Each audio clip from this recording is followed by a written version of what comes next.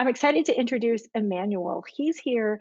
He had a really life-changing experience that so few people get to have, and he's going to tell us about it. Take it away. Thank you. Well, as you have heard, my name is Emmanuel. I am a dad, I am a husband, and I'm a first generation immigrant and a scientist.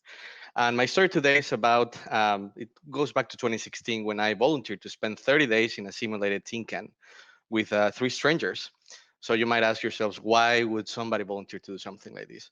Well, as you were hearing from Nicole on the previous talk, spacecraft and spaceflight is difficult, and as we are looking into traveling to Mars and to deep space, the astronauts are going to be really isolated. This is a mission that is going to take about 3 years, so it's very difficult to simulate these conditions on space or even on Earth.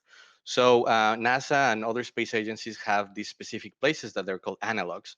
And I was lucky enough to spend 30 days inside one of them here in Houston. It's called a Human Exploration Research Analog. Um, like I was telling you, this is a very small spacecraft. It's about a simulated spacecraft. Is about 600 square feet. It's about the size of an average apartment in New York. To give you a little bit of an idea of how it looks inside, it has cameras all over the place. It has microphones everywhere. There's no privacy. And one of the most important things that we get to simulate there is no communications or very delayed communications. When astronauts go to Mars, there's going to be about 40 minutes of time delayed communications. Let's say that you want to call your mom or your dad back on Earth. You grab the phone, you say, hey, mom, hey, dad. It's going to take 20 minutes for the communications to come back to Earth. And then when your mom or your dad answers, it's going to take 20 minutes to go back to Mars. So a lot of the operations and the medical issues that could potentially happen in these missions need to be tested in these types of analogs so that when we send astronauts to Mars, we know that all of the medical and like they were mentioning before, some of the behavioral aspects that are one of the most difficult to solve, we have really good tools to provide to the astronauts when they go to these missions.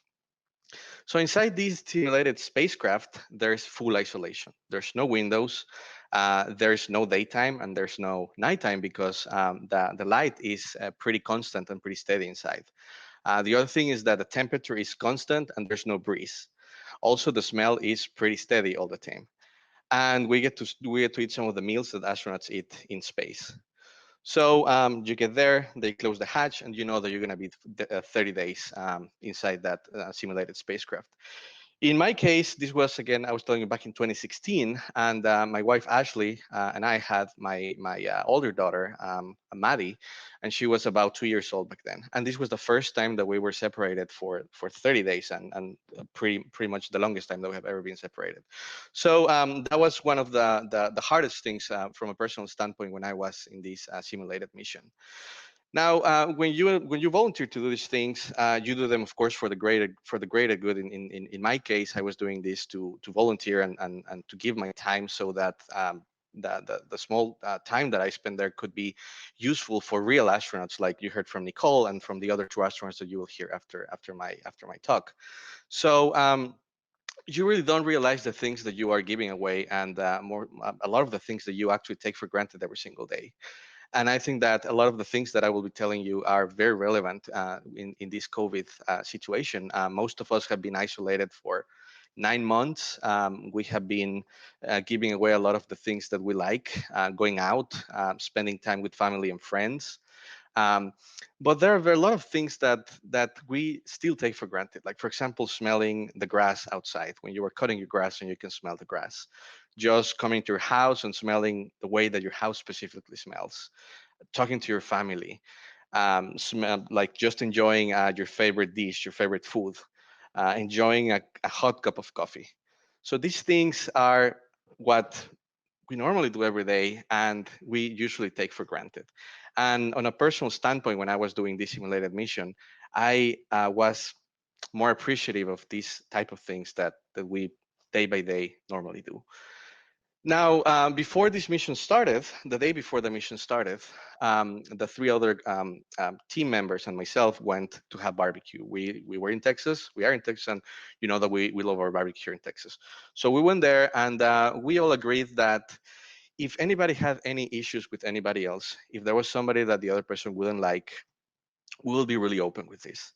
You have to realize that this was a very small place. There were no windows, and there was no privacy. So you cannot just go to the corner and just spend your time there while you vent or while you feel better from something that another of the crew members didn't. Uh, he or she did something you didn't like. You cannot do that. On top of that, I was telling you, there's cameras, there's microphones, there's people looking at you all the time. So we all agreed that if somebody else said something and did something that you didn't like, you would be completely open on that. And that's actually not very difficult to do. What is difficult to do is for the other person taking your comments, not to take them personal. We usually take things personal, and we need to understand how the other person is telling us those comments and where the other person is coming from. In this type of setting where you are again isolated and confined, and this goes back to how most of us have been dealing with COVID for the last 9 months, we are a team. In most of our in our households, we're a family. Maybe we have a wife, a husband, sons, daughters. Maybe you live with your mom, with your dad, with cousins or any other family members. And yes, we're a family, but we're also a team. So anything that we say, anything that we don't think before we say, could have a lot of mental and a lot of behavioral issues on the other person. And the other person will secondarily have repercussions on the entire team or the entire family. So, one of the things that I learned here is to think before I say something. So, that was something very useful. And I think that is something very, very applicable during this COVID situation. Now, the other thing that I learned in this simulated mission was that I love coffee. And again, are the things that we take for granted. I am a huge coffee drinker. I wake up in the morning at 8 a.m. I have my first cup of coffee, and probably at 10 a.m. I have my second one. And as a matter of fact, before I was talking to you today, I was having my last cup of coffee. So part of the things that we simulated in this mission was how somebody could stay awake for long periods of time without drinking coffee or other things that would potentially keep you awake. And I remember accepting that I was going to do these things when I volunteered to do this simulated mission. But it was not until it was very late one of these days, and I was probably getting a little bit grumpy because I couldn't have my coffee, and I was starting to get a headache. So again, what really helped in this situation was the fact that the rest of the teammates in this simulated mission, we knew that we would be pretty open to each other. So I told them, okay, I'm getting a little bit grumpy. I'm having a headache. There's nothing personal here. It's just that I cannot have my coffee and I just don't feel right. So I think that being open with these type of things, with in this case with the other crew members, and in most of our cases with our family members in our households, could really de-escalate something that could go to the other side, and I think could make things easier and more livable day after day as we keep being isolated. As the mission was progressing and we were getting until the last days, before they opened the hatch, the simulated spacecraft is inside a huge hangar at NASA Johnson Space Center.